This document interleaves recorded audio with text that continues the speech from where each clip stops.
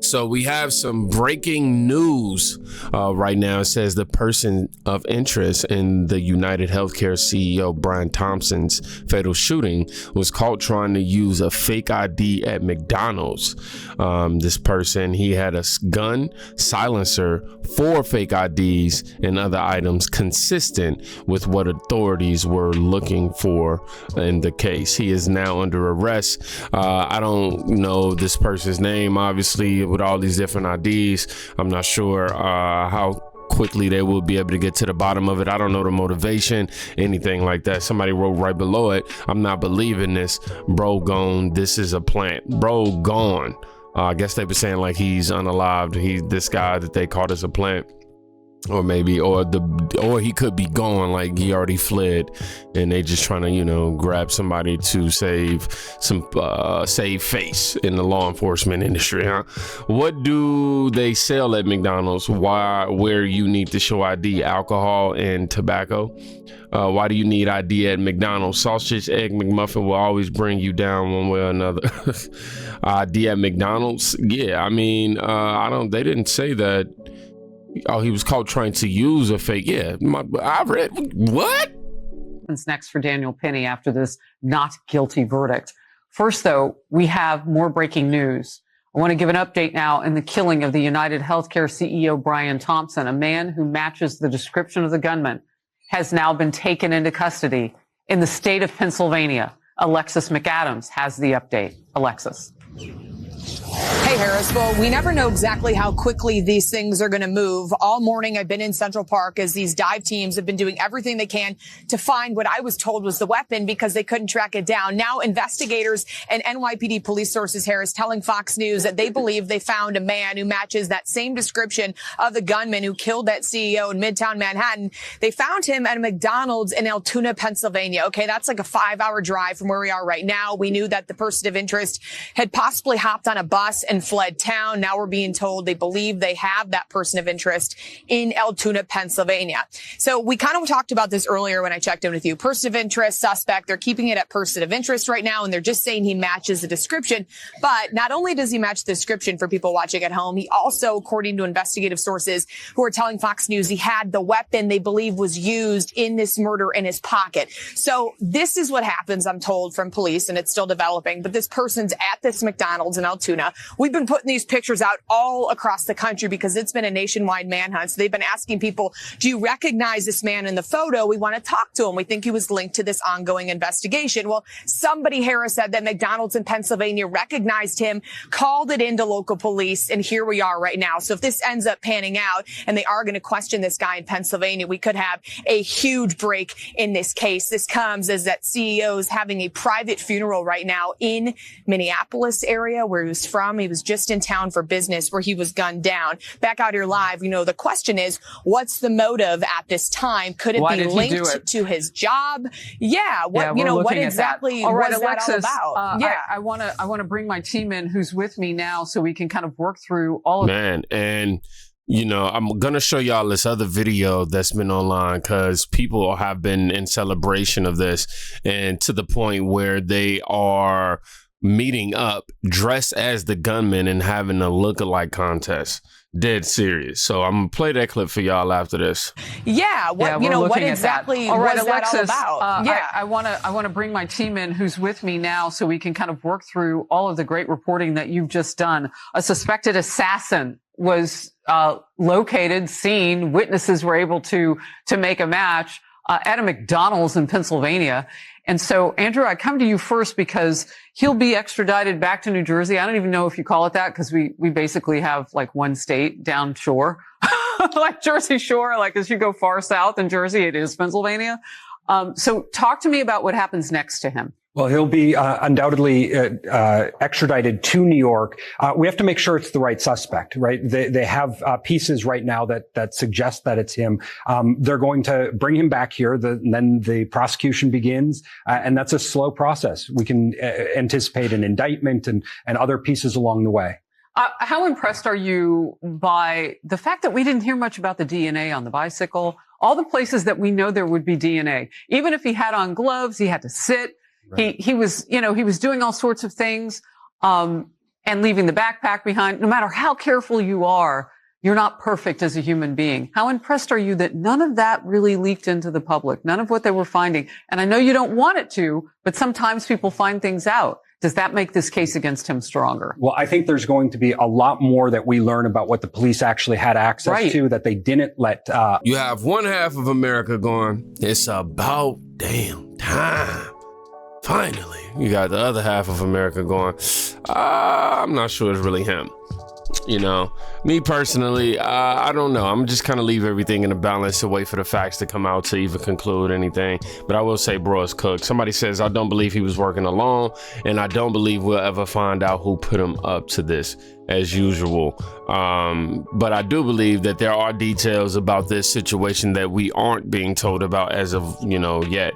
But there is a UnitedHealthcare CEO shooter lookalike contest in New York. This country is so unserious. It's not. You're welcome to join. Never too late. Number 2. Woo! Contestant number 3. Woo! Contestant number 4. Contestant number 5. Contestant number 6.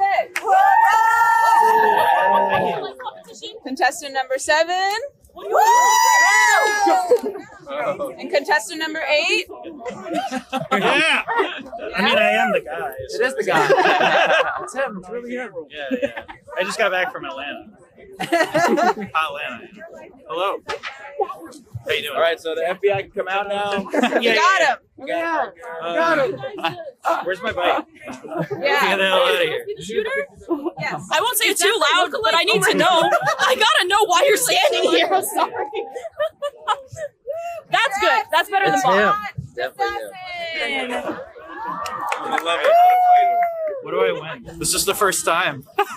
And she said this is the first annual lookalike competition. So next year, hopefully there will be a few more contestants.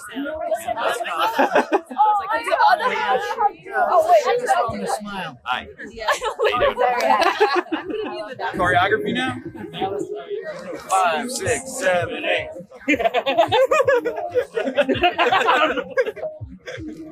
Well, I haven't got paid yet, but that's okay. I told them I'd give half to Palestinian relief if I got anything. Now I'm worried they'll give me $2 and $1 go to Palestinian relief. But I feel good. I mean, I'm glad people. I'm glad people do not feel great about the current state of things and are willing to openly express them. So that's good. Some of the comments under this video that was posted on yesterday, it says he's a modern day hero and they hope that he's never caught. While others are saying ignorant humans. Yeah, man, I'm going to just say celebrating anybody's unaliving is just not okay, in my personal opinion. Now, I don't agree with what he represented, what he stood for. And if like I say, everything is true that he deprived families of being able to get health care or be able to have surgeries and things of that nature, which is very heinous. It's not something I'm over here excusing him for. In no way, shape, or form giving him a pass for. All of those things are vicious and vile, and definitely, I'm disgusted at that thought. But just as a human, celebrating the unaliving of somebody whom I know is whom I know have children and things of that nature.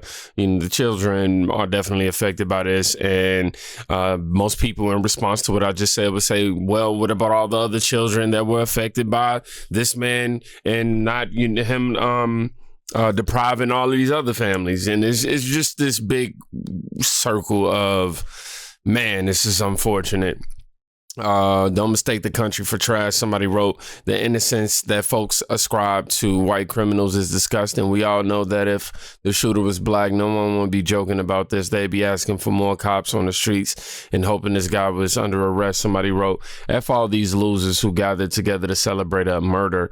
Were you all brought up by vultures? What effing scum. Karma is a B. Now, this man was an attorney for 39 years, and he weighs in on the murder of the UnitedHealthcare CEO. Check it out. Well, I'm no conspiracy theorist, that's for sure. But I'm following this CEO's murder case in New York City. 39 years a lawyer. I've done so many murder trials. I cannot remember them all. I've won, I've lost, I've had hung juries, but I've watched this case pretty closely. Let me just tell you some of my observations, and in the comments you can think of full of crap or not. We never saw the actual shooter's face, and the shooter knew the CEO's schedule. Now, when a spouse dies or a girlfriend or boyfriend dies, the number one suspect is always the spouse or the girlfriend or boyfriend until they're not the number one suspect. But this was a very cold, calculating murder. That person was very adept at handling a gun, had access to a silencer, and did not run away from the scene. He walked away from the scene. Most people that do rage killings, they run, they fire. My crazy theory is, and it's a conspiracy theory, and I'm not one that engages in them, is that the true killer hired someone to wear clothing like his, to go to a hostel, to go to Starbucks, and to throw the police out or off the trail.